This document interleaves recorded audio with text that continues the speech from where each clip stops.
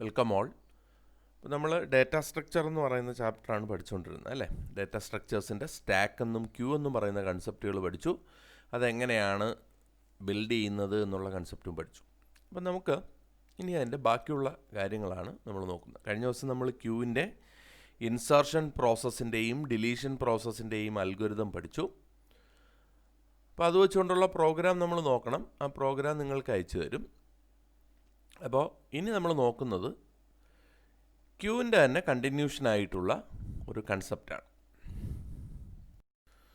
നമുക്ക് നമ്മൾ പഠിച്ച ക്യൂ എന്ന് പറയുന്ന ഡാറ്റ സ്ട്രക്ചർ കൺസെപ്റ്റിൻ്റെ ഒരു ഡ്രോബാക്കിനെ കുറിച്ച് നോക്കാം. നമ്മൾ ക്യൂ എന്ന് പറയുന്നത് ഒരു ലോജിക്കൽ കൺസെപ്റ്റാണ്. അപ്പോൾ നമ്മൾ അറേ ഉപയോഗിച്ചുകൊണ്ടാണ് അതിനെ ഇംപ്ലിമെൻ്റ് ചെയ്യുന്നത്. അപ്പോൾ അതിന് ഫ്രണ്ട് എന്നും റെയർ എന്നും പറയുന്ന ഓരോ എൻഡുകളുണ്ട്. റെയറിലാണ് നമ്മൾ ഡാറ്റ ഇൻസേർട്ട് ചെയ്യുന്നത്, ഫ്രണ്ടിൽ നിന്നാണ് ഡിലീറ്റ് ചെയ്യുന്നത്.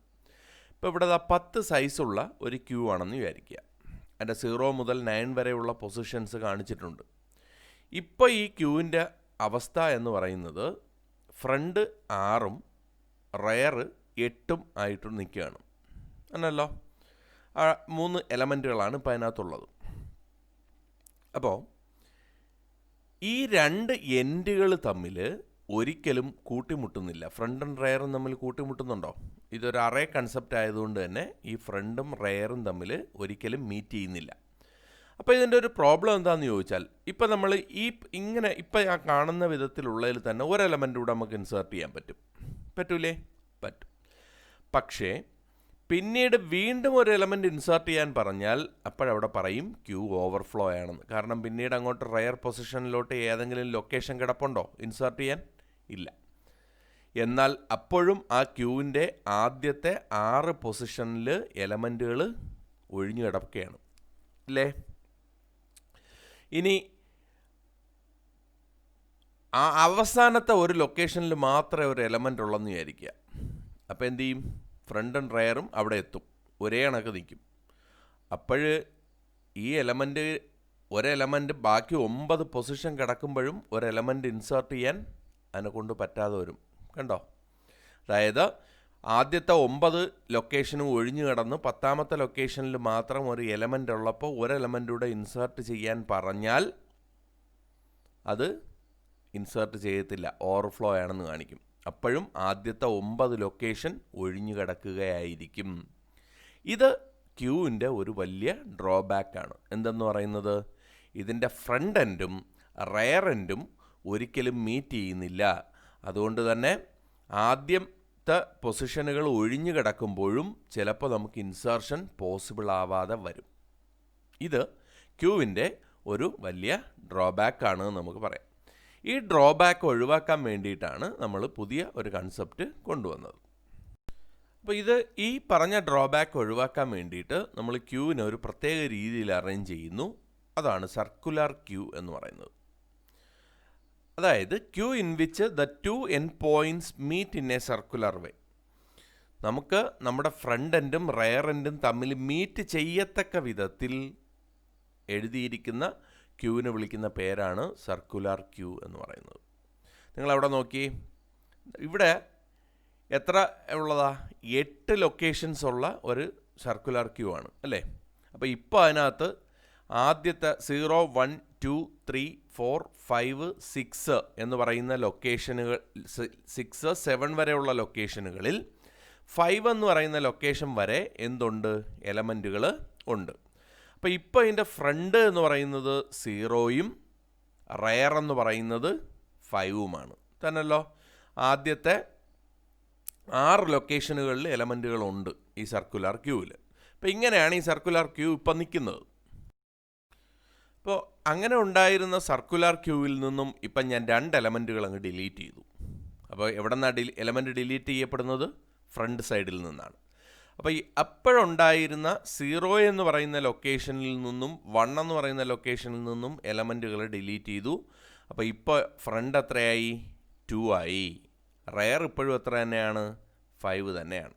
അപ്പോൾ നമ്മുടെ സർക്കുലർ ക്യൂവിൽ നിന്നും 2 എലമെൻറ്റുകളെ ഡിലീറ്റ് ചെയ്തു. അപ്പോൾ എലമെൻറ്റ് ഡിലീറ്റ് ചെയ്യപ്പെടുന്നത് സ്വാഭാവികമായിട്ടും ഏത് എൻഡിൽ നിന്നായിരിക്കും? ഫ്രണ്ട് എൻഡിൽ നിന്നായിരിക്കും.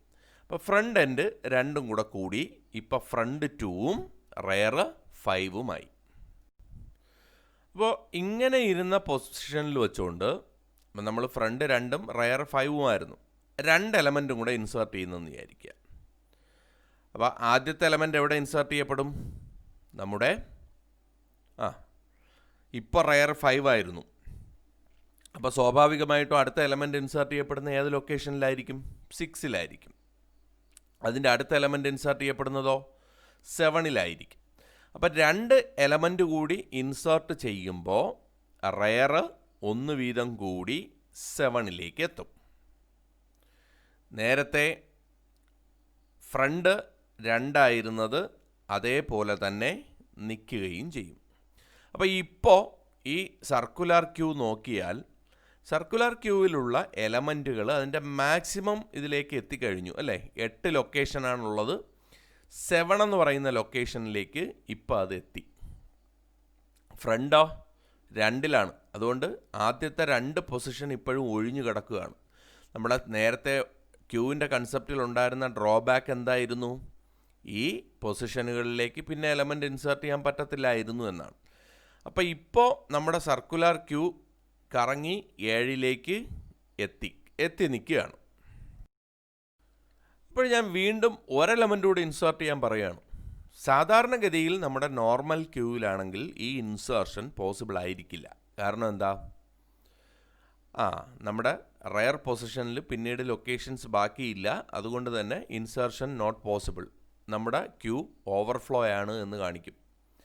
എന്നാൽ സർക്കുലർ ക്യൂവിൻ്റെ കേസിലാകുമ്പോൾ ഇതിങ്ങനെ ഒരു സർക്കുലർ വേയിൽ തമ്മിൽ ബന്ധിച്ചാണ് നിൽക്കുന്നത് അല്ലേ.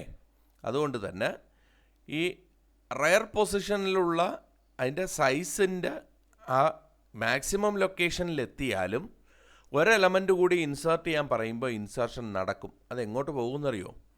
0യിലേക്ക് പോകും. കാരണം ആദ്യത്തെ ഒഴിഞ്ഞു കിടക്കുകയല്ലേ. അപ്പോൾ ഇങ്ങനെ വച്ചുകൊണ്ട് നമുക്ക് എന്ത് ചെയ്യാൻ പറ്റും? ഇപ്പം നിങ്ങൾ കാണുന്ന പൊസിഷനിൽ നിന്നുകൊണ്ട് വീണ്ടും എലമെൻ്റ് ഇൻസേർട്ട് ചെയ്യാൻ പറ്റും. കാരണം ഒരെണ്ണം വീണ്ടും ബ്ലാങ്ക് കിടപ്പുണ്ട്. അതെങ്ങോട്ട് പോകും?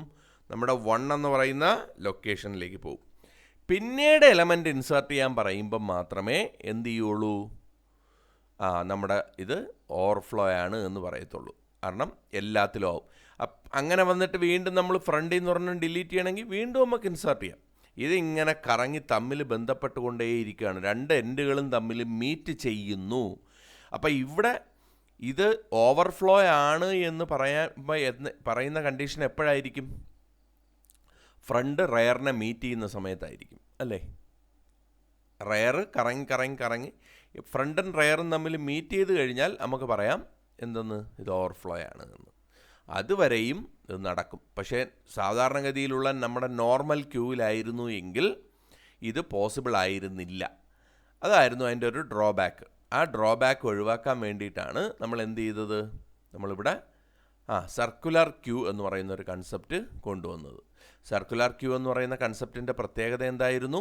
നമ്മുടെ ഫ്രണ്ട് എൻഡും റെയർ എൻഡും തമ്മിൽ മീറ്റ് ചെയ്യുമായിരുന്നു. അങ്ങനെ ഫ്രണ്ട് എൻഡും റെയർ എൻഡും തമ്മിൽ മീറ്റ് ചെയ്യുന്നതിനാൽ എവിടെയാണോ മീറ്റ് ചെയ്യുന്നത് അപ്പോഴാണ് ഓവർഫ്ലോ ഉണ്ടാകുന്നത്. ആ മീറ്റ് ചെയ്യുന്നത് വരെ നമുക്ക് ഇൻസേർട്ട് ചെയ്തുകൊണ്ടിരിക്കുക. അതിങ്ങനെ കറങ്ങി ലാസ്റ്റ് ലൊക്കേഷൻ എത്തിയാലും വീണ്ടും 0, 1, 2 എന്ന് പറഞ്ഞ് പൊയ്ക്കൊണ്ടേയിരിക്കും. ഇതാണ് സർക്കുലർ ക്യൂ എന്ന് പറയുന്ന കൺസെപ്റ്റ്. അടുത്തതായിട്ട് നമുക്ക് നോക്കാനുള്ള ഒരു ഡേറ്റ സ്ട്രക്ചറാണ് ലിങ്ക്ഡ് ലിസ്റ്റ് എന്ന് പറയുന്നത്. Linked list is a collection of data items where there is no limit in the number of items. നമ്മളിപ്പോൾ പഠിച്ച സ്റ്റാക്കിലായിരുന്നാലും ക്യൂവിലായിരുന്നാലും ഒക്കെ ഒരു സർക്കുലർ ക്യൂവിലായിരുന്നാലും ഒക്കെ ഒരു ലിമിറ്റേഷനുണ്ട് നമ്പർ ഓഫ് ഐറ്റംസിന് അല്ലേ. ഇപ്പോൾ 10 സൈസുള്ള ഒരു അറേ ഉപയോഗിച്ചുകൊണ്ടാണ് സ്റ്റാക്കോ ക്യൂവോ ഒക്കെ ഇംപ്ലിമെൻറ്റ് ചെയ്യുന്നതെങ്കിൽ അതിന് എത്ര എണ്ണേ പറ്റത്തുള്ളൂ? 10 എണ്ണേ പറ്റത്തുള്ളായിരുന്നു. അപ്പോൾ ഇങ്ങനെയുള്ള സ്റ്റാക്സ്, ക്യൂസ് തുടങ്ങിയ കാര്യങ്ങളൊക്കെ ലോജിക്കൽ കൺസെപ്റ്റുകളായിരുന്നു. അത് ഫിസിക്കലി ഇംപ്ലിമെൻ്റ് ചെയ്യുന്നത് അറേ ഉപയോഗിച്ചുകൊണ്ടാണ്. അതുകൊണ്ട് തന്നെ ഈ ഇംപ്ലിമെൻറ്റേഷനുകളെല്ലാം സ്റ്റാറ്റിക് ആയിരുന്നു. പക്ഷേ ലിങ്ക് ലിസ്റ്റ് എന്ന് പറയുന്നതിന് അങ്ങനെയുള്ള ഒരു ലിമിറ്റേഷനുകളുമില്ല. Because they are dynamic in data structures. അതായത് നമ്മൾ പഠിച്ച സ്റ്റാക്കും ക്യൂ എന്നൊക്കെ പറയുന്ന കൺസെപ്റ്റുകൾ അറേ ഉപയോഗിച്ചുകൊണ്ടാണ് ഇംപ്ലിമെൻറ്റ് ചെയ്തിരുന്നത്. അതുകൊണ്ട് തന്നെ there is A limitation in the size of the data items. എത്ര ഡേറ്റ ഐറ്റംസ് അതിനകത്ത് സ്റ്റോർ ചെയ്യാം എന്നുള്ളതിനെക്കുറിച്ചൊരു ലിമിറ്റേഷൻ ഉണ്ടായിരുന്നു. കാരണം അത് അറേ ഉപയോഗിച്ചുകൊണ്ട് ഇംപ്ലിമെൻറ്റ് ചെയ്യുന്നുണ്ട്, അറയ്ക്കൊരു സൈസ് ഉണ്ട്, അത്രേ പറ്റത്തുള്ളൂ. എന്നാൽ ലിങ്ക് ലിസ്റ്റ് എന്ന് പറയുന്നത് ഡൈനാമിക് ഡേറ്റ സ്ട്രക്ചറാണ്. നേരത്തെ ഉള്ള കാര്യങ്ങൾ ലിമിറ്റേഷൻ ഉള്ളത് നമ്മൾ സ്റ്റാറ്റിക് എന്ന് പറയും. ഇത് ഡൈനാമിക് ഡേറ്റ സ്ട്രക്ചറാണ്. അപ്പോൾ ഇതിലെങ്ങനെയാണ് ഇംപ്ലിമെൻറ്റേഷൻ നടക്കുന്നത് എന്നുള്ളത് നമ്മൾ നോക്കണം. എങ്ങനെ നമുക്ക് ഇതിനെ ഡൈനാമിക് ആക്കി മാറ്റാം. അപ്പോൾ ഡൈനാമിക് ഡേറ്റ സ്ട്രക്ചറാണ് നമ്മൾ പറഞ്ഞു അല്ലേ.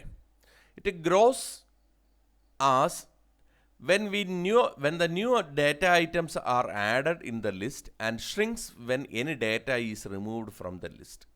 അതായത് നമ്മളൊരു ഡേറ്റ ആഡ് ചെയ്യുന്നതിനനുസരിച്ച് ഈ ലിസ്റ്റ് ഇങ്ങനെ വലുതായി വരും. നമ്മളൊരു ഡേറ്റ റിമൂവ് ചെയ്യുന്നതിനനുസരിച്ച് ലിസ്റ്റ് ഷ്രിങ്ക് ചെയ്യുകയും ചെയ്യും, ചുരുങ്ങുകയും ചെയ്യും. ഇതെങ്ങനെയാണ് പോസിബിൾ ആകുന്നത് എന്നുള്ളത് നമുക്കൊന്ന് അറിയണം. അപ്പം നമ്മൾ ഒരു പുതിയ ഡേറ്റ ഐറ്റം ആഡ് ചെയ്യുന്നതിനനുസരിച്ച് ലിസ്റ്റ് വലുതായിക്കൊണ്ടിരിക്കും, റിമൂവ് ചെയ്യുന്നതിനനുസരിച്ച് ലിസ്റ്റ് ചെറുതാവുകയും ചെയ്യും. ഇതെങ്ങനെ പോസിബിൾ ആകും എന്നുള്ളതാണ് നമ്മൾ നോക്കുന്നത്. അതായത് ഈ ലിസ്റ്റുകൾക്കൊന്നും മെമ്മറി അഡ്വാൻസ് ആയിട്ട് അലോക്കേറ്റ് ചെയ്യാറില്ല. നമ്മൾ സാധാരണഗതിയിലുള്ള സ്റ്റാക്കോ ക്യൂവോ ഒക്കെ പറയുമ്പോൾ ആദ്യമേ തന്നെ അഡ്വാൻസ് ആയിട്ട് മെമ്മറി അലോക്കേറ്റ് ചെയ്യും ഇല്ലേ. പക്ഷേ ഇവിടെ മെമ്മറി അലോക്കേറ്റ് ചെയ്യാറില്ല. The memory allocation takes place during the execution time. എവിടെയാണ് ആ മെമ്മറി അലോക്കേറ്റ് ചെയ്യപ്പെടുന്നത്? എക്സിക്യൂട്ട് ചെയ്യുന്ന സമയത്താണ്. മറ്റത് എപ്പോഴായിരുന്നു? കമ്പൈലേഷൻ ടൈമിൽ തന്നെ മെമ്മറി അലോക്കേറ്റ് ചെയ്യപ്പെടും. പക്ഷേ ഇവിടെ എന്ന് പറയുന്നത് എക്സിക്യൂഷൻ ടൈമിലാണ് മെമ്മറി അലോക്കേറ്റ് ചെയ്യുന്നത്. Just when a new item about to insert in the list. എപ്പോഴാണോ ഒരു പുതിയ എലമെൻറ്റ്, ഒരു ഡേറ്റ ഇൻസേർട്ട് ചെയ്യുന്നത്, അപ്പോൾ മാത്രമേ എന്ത് ചെയ്യത്തുള്ളൂ? മെമ്മറി അലോക്കേറ്റ് ചെയ്യത്തുള്ളൂ. അതുകൊണ്ടാണ് ഇതിനെ ഡൈനാമിക് ഡേറ്റ സ്ട്രക്ചർ എന്ന് പറഞ്ഞത്. അപ്പം നേരത്തെ പറഞ്ഞ ഡേറ്റ സ്ട്രക്ചർ കൺസെപ്റ്റുകളിലൊക്കെ തന്നെ memory is allocated during the compilation time. But in case of link list the memory is allocated only at the execution time. Execution time എന്ന് പറഞ്ഞാൽ എപ്പോഴാണോ എലമെൻറ്റ് ഇൻസേർട്ട് ചെയ്യുന്നത് അപ്പോൾ മാത്രമേ മെമ്മറി അലോക്കേറ്റ് ചെയ്യത്തുള്ളൂ. അതുകൊണ്ട് അത് ഡൈനാമിക് ഡേറ്റ സ്ട്രക്ചർ ആണ് എന്ന് നമുക്ക് പറയാം. ഇനി അനദർ ഡിഫറൻസ് എന്താണെന്ന് ചോദിച്ചാൽ, another difference compared to array based on data structure is that elements in the linked list are scattered in the memory but they are linked with pointers. അതായത് നമ്മളൊരു link ലിസ്റ്റിൻ്റെ കാര്യത്തിൽ മറ്റതെന്ന് പറയുന്നത് ഒരു കണ്ടിന്യൂസ് ആയിട്ടുള്ള memory ലൊക്കേഷൻസിലാണ് store ചെയ്തുകൊണ്ടിരുന്നത് അല്ലേ. സ്റ്റാക്കും ക്യൂവും ഒക്കെ അറേയല്ലേ ചെയ്തുകൊണ്ടിരുന്നത്. പക്ഷേ ലിങ്ക് ലിസ്റ്റ് അതൊന്നും വേണമെന്നില്ല. മെമ്മറിയിൽ ഏതെങ്കിലുമൊക്കെ ഭാഗത്ത് കിടക്കുന്ന ഡേറ്റകളെ അവ തമ്മിൽ ബന്ധിപ്പിച്ച് നിർത്തിയേക്കാണ് ചെയ്യുന്നത്. എന്തുപയോഗിച്ചുകൊണ്ടാണ് ബന്ധിപ്പിച്ച് നിർത്തിയിരിക്കുന്നത്? പോയിൻറ്റേഴ്സ് ഉപയോഗിച്ചുകൊണ്ട്. അപ്പോൾ എവിടെയൊക്കെയോ ചിതറിക്കിടക്കുന്ന ഡേറ്റകളെ തമ്മിൽ ബന്ധിപ്പിച്ച് നിർത്തിയിരിക്കുകയാണ്. എന്തുപയോഗിച്ചുകൊണ്ട്? പോയിൻറ്റേഴ്സ് ഉപയോഗിച്ചുകൊണ്ട്. അപ്പോൾ ഇങ്ങനെ പോയിൻറ്റേഴ്സ് ഉപയോഗിച്ചുകൊണ്ട് തമ്മിൽ ലിങ്ക് ചെയ്തിരിക്കുന്ന കുറേ ഡേറ്റ അടങ്ങിയതാണ് ലിങ്ക്ഡ് ലിസ്റ്റ് എന്ന് പറയുന്നത്. അപ്പോൾ പോയിൻറ്റേഴ്സ് ഉപയോഗിച്ചുകൊണ്ടാണ് തമ്മിൽ ലിങ്ക് ചെയ്തിരിക്കുന്നതെന്ന് പറഞ്ഞു. അപ്പോൾ so it is clear that an element in A linked list consist of data and an address. അപ്പോൾ അതുകൊണ്ട് തന്നെ ഒരു എലമെൻറ്റ്, ലിങ്ക്ഡ് ലിസ്റ്റിൻ്റെ ഒരു എലമെൻറ്റിന് രണ്ട് പാർട്ടുണ്ടാവും. ഒന്ന് അതിൻ്റെ ഡേറ്റ പാർട്ട് കാണണം, എന്താണോ ആ കണ്ടൻറ്റ്. രണ്ട് അതിൻ്റെ അഡ്രസ്സും കാരണം എന്ന് പറഞ്ഞാൽ പോയിൻ്റർ ഉപയോഗിച്ചുകൊണ്ട് വേറെ എവിടത്തേക്കോ ലിങ്ക് ചെയ്യണ്ടേ. അപ്പോൾ ഒരു ഡേറ്റ എലമെൻറ്റും കാണും, ഒരു അഡ്രസ് എലമെൻറ്റും കാണും. ഇങ്ങനെ ഒരു ഡേറ്റ എലമെൻറ്റും അഡ്രസ് എലമെൻറ്റും കൂടെ ഉള്ള ഇതിനെ വിളിക്കുന്നത് നോഡ് എന്നാണ്. എന്താണ്? നോഡ്. അപ്പം ഒരു അഡ്രസ്സ്, നോഡിനകത്തുള്ള അഡ്രസ് പാർട്ടിനെ നമ്മൾ ലിങ്ക് എന്ന് വിളിക്കും. അഡ്രസ് പാർട്ടിനകത്ത്, ആ നോഡിനകത്തുള്ള അഡ്രസ് പാർട്ടിനെ വിളിക്കുന്ന പേര് ലിങ്ക് എന്നാണ്. അപ്പോൾ ഒരു നോഡ് ഈ വിവിധ ഭാഗങ്ങളിൽ കിടക്കുന്ന നോഡുകൾ തമ്മിൽ ലിങ്ക് ചെയ്ത് വച്ചിരിക്കുന്നതാണ് ലിങ്ക്ഡ് ലിസ്റ്റ് എന്ന് പറയുന്നത്. അപ്പോൾ ഒരു നോഡിന് 2 പാർട്ട് ഉണ്ടാവും. എന്ത് പാർട്ടൊക്കെ ഉണ്ടാവും? ഒരു അഡ്രസ് പാർട്ടും ഉണ്ടാവും, ഒരു ഡേറ്റ പാർട്ടും ഉണ്ടാവും. അഡ്രസ് പാർട്ടിനെ നമ്മൾ വിളിക്കുന്നത് ലിങ്ക് എന്നാണ്. അപ്പം ഒരു ലിങ്ക് പാർട്ട് എങ്ങോട്ടായിരിക്കും ലിങ്ക് ചെയ്യുന്നത്? അടുത്ത നോഡിലേക്ക് ലിങ്ക് ചെയ്യും. ആ നോഡിൻ്റെ ലിങ്ക് പാർട്ട് അടുത്ത നോഡിലേക്ക് ലിങ്ക് ചെയ്യും. അങ്ങനെയാണ് ഈ ലിങ്ക്ഡ് ലിസ്റ്റ് ബിൽഡ് ചെയ്ത് വച്ചിരിക്കുന്നത്. അപ്പോൾ 2 പാർട്ട് ഒരു കണ്ടൻറ്റിനെ നമ്മൾ വിളിക്കുന്നത് നോഡ് എന്നാണ്. ആ നോഡിനകത്ത് ഒരു ഡേറ്റ പാർട്ട് ഉണ്ടാവും, ഒരു അഡ്രസ് പാർട്ടും ഉണ്ടാവും. The address part is called link. ആ ലിങ്ക് അടുത്ത നോഡിലേക്ക് പോയിൻ്റ് ചെയ്തിട്ടുണ്ടാവും. ഇങ്ങനെയാണ് ലിങ്ക് ലിസ്റ്റ് ബിൽഡ് ചെയ്തിരിക്കുന്നത്. അപ്പോൾ നമുക്ക് പറയാം, the first node in the list contains the first data item and the address of the second node. അല്ലേ? ഞാൻ പറഞ്ഞു ഒരു ഡേറ്റ പാർട്ടും ഉണ്ട്, ഒരു അഡ്രസ് പാർട്ടും ഉണ്ടാവും. അതായത് നമ്മൾ ലിങ്ക് എന്ന് വിളിക്കും. അപ്പോൾ ഫസ്റ്റ് നോഡ് എന്ന് പറയുന്നത് contains the first data and address of the second node. അപ്പോൾ second node contains the second data and address of the third node. അങ്ങനെ പൊയ്ക്കൊണ്ടേയിരിക്കും. അപ്പം ലാസ്റ്റ് നോഡിന് പിന്നെ എങ്ങോട്ടെങ്കിലും പോയിൻ്റ് ചെയ്യാനുണ്ടോ? ഇല്ല. അപ്പോൾ അതിൻ്റെ ലിങ്കിൽ ഒരു പ്രത്യേക തരത്തിലുള്ള പോയിൻ്റർ വരും. That pointer is called null pointer. അതായത് ഒരു സ്ഥലത്തേക്കും പോയിൻ്റ് ചെയ്യുന്നില്ല എന്ന് കാണിക്കാനുള്ള പോയിൻ്ററാണ് നൾ പോയിൻ്റർ. അപ്പം ഞാൻ പറഞ്ഞു, ആദ്യത്തെ നോഡിൽ ഇപ്പം 3 നോഡേ ഉള്ളെന്ന് നോക്കിയോ. ആദ്യത്തെ നോഡ് എന്ത് ചെയ്യും? രണ്ടാമത്തെ നോഡിലേക്ക് പോയിൻ്റ് ചെയ്യും, ആദ്യത്തെ നോഡിൻ്റെ ഡേറ്റയും കാണും. രണ്ടാമത്തെ നോഡ് മൂന്നാമത്തെ നോഡിലേക്ക് പോയിൻ്റ് ചെയ്യും, രണ്ടാമത്തെ നോഡിൻ്റെ ഡേറ്റയും കാണും. മൂന്നാമത്തെ നോഡാകുമ്പം നൾ പോയിൻ്ററും കാണും, മൂന്നാമത്തെ ഡേറ്റയും കാണും. നൾ പോയിൻ്റർ എന്ന് പറഞ്ഞാൽ പിന്നെ അങ്ങോട്ട് നോഡുകളില്ല എന്ന് കാണിക്കാൻ വേണ്ടിയിട്ടാണ്. അപ്പോൾ സ്വാഭാവികമായിട്ടും വേറൊരു സംശയം വരും നമുക്ക്, എവിടെ തുടങ്ങും എന്നുള്ളത് അല്ലേ? അതിനു വേണ്ടി ഒരു പ്രത്യേകതരം പോയിൻ്റർ ഇവിടെ നമ്മൾ ഉപയോഗിക്കും. അതായത് എവിടെ മുതലാണ് തുടങ്ങുന്നത്, സ്റ്റാർട്ടിംഗ് നോഡിൻ്റെ അഡ്രസ്സ് എടുത്ത് വയ്ക്കാൻ വേണ്ടി ഒരു പ്രത്യേകതരം പോയിൻ്റർ ഉപയോഗിക്കും. That pointer is called start, അല്ലെങ്കിൽ അതിനെ വിളിക്കുന്നത് ഹെഡർ എന്നാണ്. സ്റ്റാർട്ട് എന്നോ ഹെഡർ എന്നോ വിളിക്കും. It contains the address of the first node. അത് ഫസ്റ്റ് നോഡിൻ്റെ അഡ്രസ്സ് കണ്ടെയ്ൻ ചെയ്യുന്നതായിരിക്കും. അപ്പോൾ നിങ്ങളിപ്പോൾ നോക്കി, അവിടെ ഒരു സ്റ്റാർട്ട് എന്ന് പറയുന്ന ഒരു പോയിൻ്റർ ആദ്യം നമ്മൾ കാണുന്നുണ്ടല്ലേ. ആ പോയിൻ്റർ എങ്ങോട്ട് പോയിൻ്റ് ചെയ്യുന്നുണ്ട്? നമ്മുടെ നോഡ് 1ലേക്ക് പോയിൻ്റ് ചെയ്യുന്നുണ്ട്. അപ്പോൾ അതായത് ആദ്യത്തെ നോഡിൻ്റെ കണ്ടൻ്റ് എന്ന് പറയുന്നത് 25ആണ്. ആ 25ലേക്ക് പോയിൻ്റ് ചെയ്ത് നിൽക്കുന്നത് കണ്ടോ നിങ്ങൾ? ഒരു ആരോ മാർക്ക് അങ്ങോട്ട് കൊടുത്തിരിക്കുന്നുണ്ടല്ലേ, അവിടോട്ട് പോയിൻ്റ് ചെയ്യും. അതായത് 25ൻ്റെ അഡ്രസ്സ് ആയിരിക്കും എവിടെ ഇരിക്കുന്നത്. 25 എവിടെയാണോ സ്റ്റോർ ചെയ്തിരിക്കുന്നത് അതിൻ്റെ അഡ്രസ്സ് സ്റ്റാർട്ടിൽ കാണും. ഇനി 25ൻ്റെ രണ്ടാമത്തെ പാർട്ടുണ്ടല്ലോ, ലിങ്ക് പാർട്ട്, അതെങ്ങോട്ട് പോയിൻ്റ് ചെയ്യും? രണ്ടാമത്തെ നോഡിലോട്ട് പോയിൻ്റ് ചെയ്യും. രണ്ടാമത്തെ നോഡിൻ്റെ ലിങ്ക് പാർട്ട് എങ്ങോട്ട് പോയിൻ്റ് ചെയ്യും? മൂന്നാമത്തെ നോഡിലോട്ട് പോയിൻ്റ് ചെയ്യും. മൂന്നാമത്തേൻ്റെ ലിങ്ക് പാർട്ട് നാലാമത്തേൻ്റെ നോഡിലോട്ട് പോയിൻ്റ് ചെയ്തിരിക്കുന്നു. നാലാമത്തേൻ്റെ ലിങ്ക് പാർട്ട് 5ാമത്തെ നോഡിലേക്ക് പോയിൻ്റ് ചെയ്തിരിക്കുന്നു. 5ാമത്തേൻ്റെ ലിങ്ക് പാർട്ട് നോക്കിയേ, അവിടെ നള്ളാണ്. കാരണം എന്ന് പറഞ്ഞാൽ എന്താണ്? അവിടെ അവസാനിച്ചു എന്നുള്ളതാണ്. അപ്പോൾ ഒരു ലിങ്ക് ലിസ്റ്റ് ഇതെല്ലാം പല ഭാഗത്തായിട്ട് കിടക്കുന്ന സാധനങ്ങളായിരിക്കും, തമ്മിൽ ലിങ്ക് ചെയ്ത് വച്ചിരിക്കുകയാണ്. അപ്പോൾ ലാസ്റ്റ് നോഡാണോ നമ്മൾ എങ്ങനെ അറിയും? ലാസ്റ്റ് നോഡാണോ എന്ന് അറിയുന്നത് നൾ പോയിൻ്റർ അതിൻ്റെ ലിങ്കിലുണ്ടോ എന്ന് നോക്കിയിട്ടാണ്. സ്റ്റാർട്ടിംഗ് നോഡ് എങ്ങനെ അറിയും? നമ്മൾ സ്റ്റാർട്ടിംഗ് നോഡിൽ ആദ്യത്തെ നോഡിൻ്റെ അഡ്രസ്സ് ഒരു പ്രത്യേകതരം പോയിൻ്ററിൽ, ആ പോയിൻ്ററിനെ നമ്മൾ വിളിക്കുന്നത് സ്റ്റാർട്ട് അല്ലെങ്കിൽ ഹെഡർ എന്നാണ്. ആ പോയിൻ്ററിലോട്ടെടുത്ത് സ്റ്റോർ ചെയ്തിട്ടുണ്ടാവും. ഈ കൺസെപ്റ്റിനെ വിളിക്കുന്ന പേരാണ് ലിങ്ക് ലിസ്റ്റ്. അപ്പോൾ ഈ ലിങ്ക് ലിസ്റ്റിനകത്ത് എങ്ങനെയാണ് ഓരോ ഓപ്പറേഷൻസ് പെർഫോം ചെയ്യുന്നത്, എങ്ങനെ ഇത് ഇംപ്ലിമെൻറ്റ് ചെയ്യുമെന്നുള്ളത് നമുക്ക് അടുത്തൊരു വീഡിയോയിലൂടെ നോക്കാം.